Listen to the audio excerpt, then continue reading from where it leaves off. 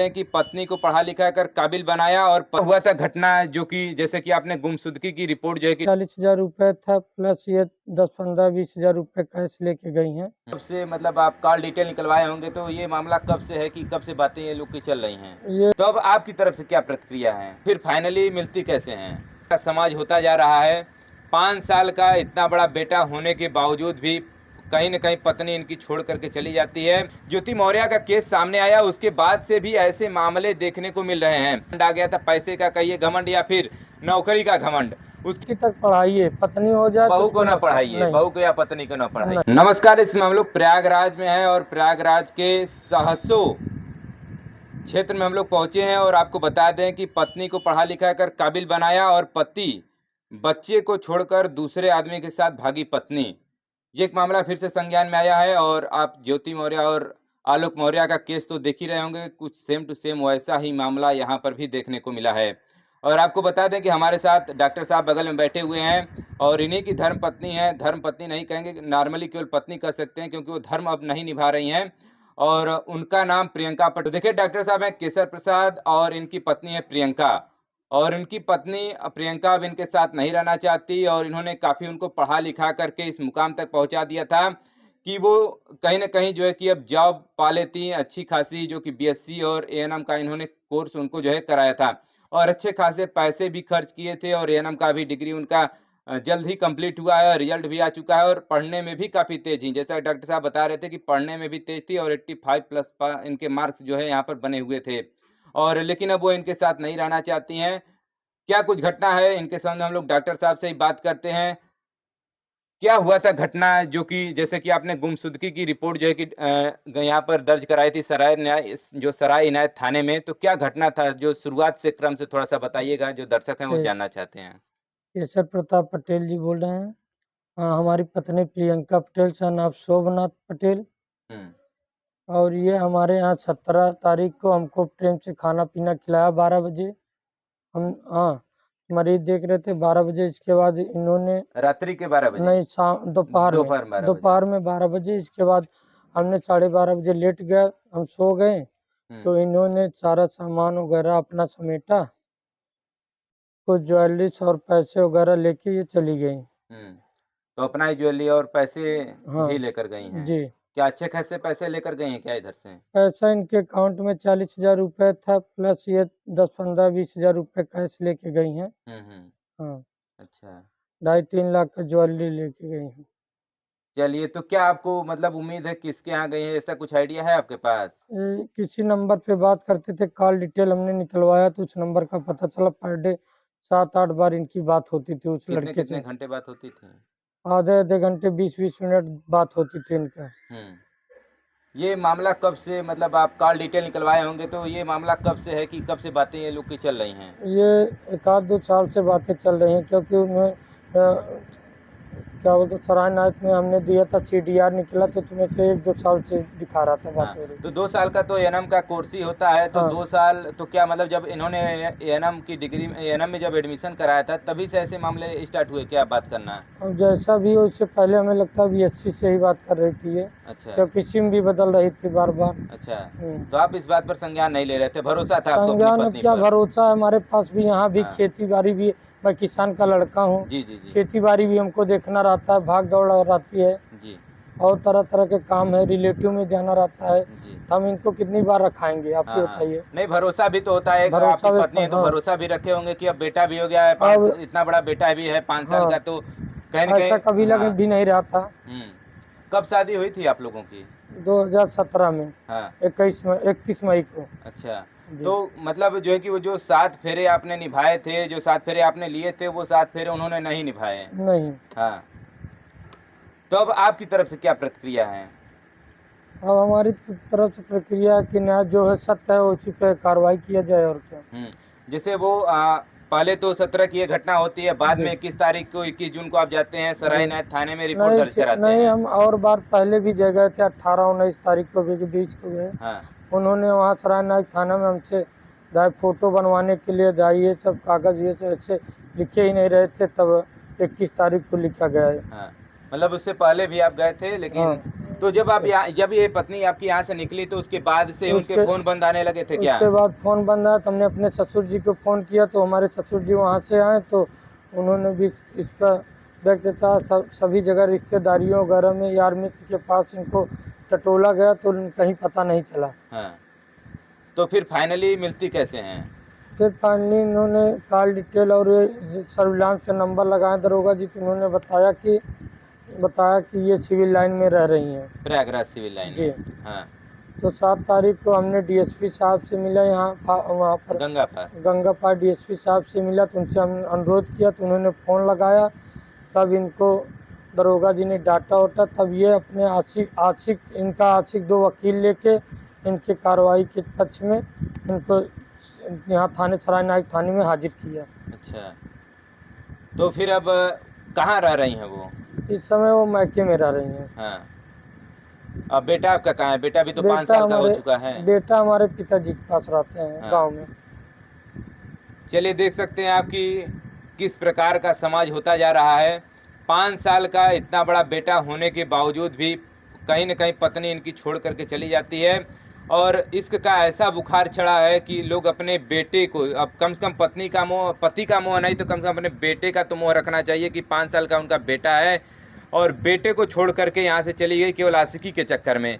ये आशिकी का भूत चढ़ा है, जैसा इनका कहना है कि आशिकी का भूत चढ़ा है, वो सब अभी कुछ दिन में ही लुटिया उनकी डूबने वाली है, क्योंकि ज़्यादा दिन तक ये आशिकी का भूत नहीं रहने वाला है।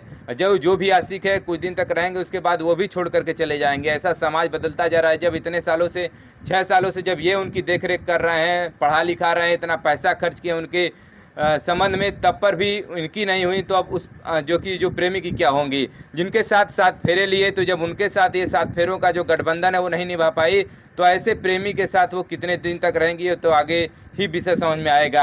अब आप क्या, आपकी तरफ से जो है कि आपकी तरफ से आप क्या कहना चाहेंगे? 30 तारीख को हमने हमारे ससुर जी नंबर दिए, तो हमने उनको कॉल। आपके ससुर की तरफ से क्या प्रतिक्रिया है? जैसे कि आपकी पत्नी तो चली गई, इसमें ससुर के पास, आपके ससुर के पास रह रही है, फिर आप ससुर और आप दोनों लोग थाने गए थे रिपोर्ट दर्ज कराने, जी। तो उसके बाद से ससुर की अब क्या प्रतिक्रिया है? उनकी तरफ से क्या कहा जा रहा है? फोन हमारे पास नहीं करते हैं, ना तो बात होती हाँ, नहीं, जैसे जब उस समय आप लोग थाने गए थे तो उस समय तो आप लोगों की उस समय हमारे ससुर ने कहा कि हमारे दामाद की कोई गलती नहीं है, न तो उन्होंने कभी मारा पीटा, न तो कोई प्रताड़ना की। हाँ, सब चीज़ें उनको आज़ाद किए थे, पढ़ाई लिखाएं सारी चीज़ें। उन्होंने आपके समक्ष जो है प्रताड़ना का केस भी दर्ज कराया है। जी। तो क्या ऐसे मामले क्या आप करते थे क्या, जो कि प्रताड़ित, जो कि उन्होंने केस ऐसा दर्ज कराया है? नहीं, ऐसी तो कोई बात नहीं थी हमारी तरफ से। जैसे कि आपके ससुर ने भी कहा कि ऐसे कोई प्रताड़ना नहीं देते रहे आप जो है। वहाँ दरोगा जी के सामने उन्होंने सारी चीजें बताया। हाँ, मतलब रिपोर्ट लिखी गई। इनके ससुर साहब ने? जी, इनके पिताजी ने। हाँ, इनके पिताजी मतलब आपके ससुर। जी। हाँ, तो लेकिन जो है कि जब इनके तरफ से जब आपके ऊपर यहाँ पर देखिए FIR भी दर्ज कराया गया है प्रताड़ना को लेकर के। हाँ, तो इसमें आप सफाई के संबंध में आप क्या कहना चाहते हैं इसमें? अब सवाल, इनके पिताजी ने खुद सफाई दिया, तो हम उसमें क्या कहेंगे। हाँ, आपके घर में भी माता पिता आपके होंगे अभी? हमारे माता जी एक्सपायर हो गए, पिताजी हैं हमारे। चलिए, वो तो अब तो आगे छानबीन चलेगा। जैसे उनकी तरफ से रिपोर्ट दर्ज कराया गया तो फिर से छानबीन चलेगा कि क्या ये झूठ बोल रहे हैं या वो झूठ बोल रहे हैं, ये तो जांच का विषय है। लेकिन जैसा इनकी तरफ से सफाई का कहना है कि ऐसा हमने कभी नहीं किया था, कोई भी प्रताड़ित नहीं किया था, लेकिन ये ऐसे मामले देख रहे हैं आप कि जब वहाँ से जब इसका बुखार चढ़ रहा है तो उधर से दूसरे तरफ से फर्जी FIR कहिए तो तरह को अफवाह लगाएंगे। हाँ, जैसे अपने आप को बचाव के लिए एक सबसे बड़ा यही महिलाओं के पास मुद्दा हो गया कि केवल बता देंगे कि पति ने हमको प्रताड़ित किया है। दहेज प्रथा भी लिखा है हमें, कम से कम 20-25 लाख का। हाँ, 6 साल हो गया, अभी तक दहेज प्रथा ही चल रहा है। जब 6 साल आपके शादी के हो गए, जब 6 साल 2-3 मंथ हो गए। हाँ, मतलब वही जो भी चीजें हैं, तो शादी के पहले ही तक तो दहेज दिया जाता है कि शादी के 6 साल बाद दहेज देंगे। ये सब बातें देखिए निकल कर आ रही हैं। अब समाज देखिए किस ओर मोड़ ले रहा है। अब ये तो आप देख ही रहे हैं, तमाम ऐसे मामले आजकल उजागर होते चले आ रहे हैं। जब से ये ज्योति मौर्य का केस सामने आया उसके बाद से भी ऐसे मामले देखने को मिल रहे हैं। जब इस पर प्रतिक्रिया दी जा रही है पति की तरफ से, तो उधर से फिर अलग से उनकी तरफ से, इनके प्रेमी की तरफ से, जो इनके पत्नी की प्रेमी है उसकी तरफ से फिर देखिए 2 वकील लेकर के आया गया। फिर उनकी तरफ से प्रताड़ना का जो केस है इनके खिलाफ दर्ज किया गया है। अब इनकी मानसिक स्थिति भी अब आप समझ सकते हैं कि किस प्रकार से इनका बेटा भी अभी 5 साल का है, तो वो भी अपनी माँ को तो याद करता ही होगा।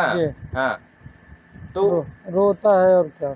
हाँ, तो अभी अभी गांव पे है आपके पिताजी के पास, जी तो वहाँ पर अब ठीक ठाक है, सकुशल? है, बहुत वीक हो गया है, कमजोर हो गया है। खाना वगैरह खा रहा है कि नहीं?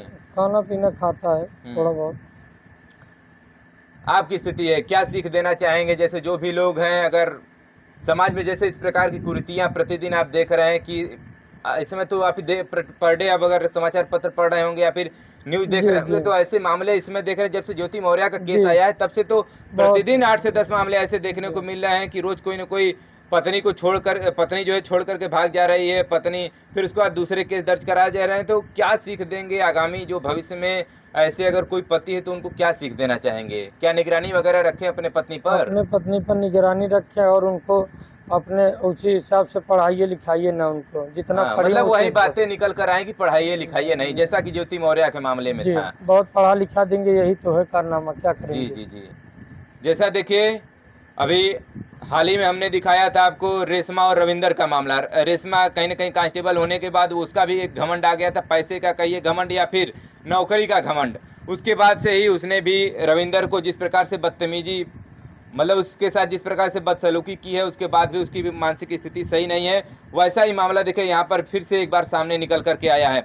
तो मतलब फाइनली कंक्लूजन यही निकल करके आ रहा है, जैसा हमने पब्लिक ओपिनियन पोल में भी आपसे चर्चा किया था, तो यही चीज़ें निकल कर आ रही हैं कि पढ़ाया लिखाया ना जाए, मतलब अपने से ज़्यादा किसी को ना पढ़ाया नहीं, जाए, मतलब पत्नी को अपने।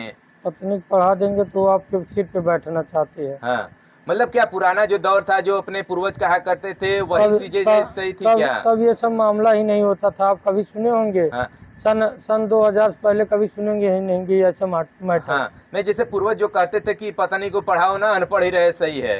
तो कहीं ना कहीं सरकार का वो भी तो धूमिल नहीं, हो रहा है कि बेटी बचाओ बेटी पढ़ाओ। बेटी तक पढ़ाइए, पत्नी हो जाए तो बहू को उसको ना मत पढ़ाइए, नहीं बहू को या पत्नी को ना पढ़ाइए, नहीं यही मामला है ना। जी देखिए डॉक्टर साहब भी वही बातें कर रहे हैं कि बेटी को पढ़ाइए, यानी कि जैसा सरकार का भी नारा है बेटी बचाओ बेटी पढ़ाओ, तो बस वहीं तक सीमित रहिए जैसा डॉक्टर साहब कर रहे हैं। आगामी भविष्य में बहू को, जैसा कि आप देख ही रहे हैं कि 133 पत्नियों को वापस बुलाया गया था प्रयागराज से भी, जो कि पीसीएस की तैयारी कर रही थी। वैसे ही खान सर की कोचिंग से भी लगभग 93 महिलाओं को बुलाया गया, उनके पतियों ने वापस बुला लिया जो तैयारी करने गई थी।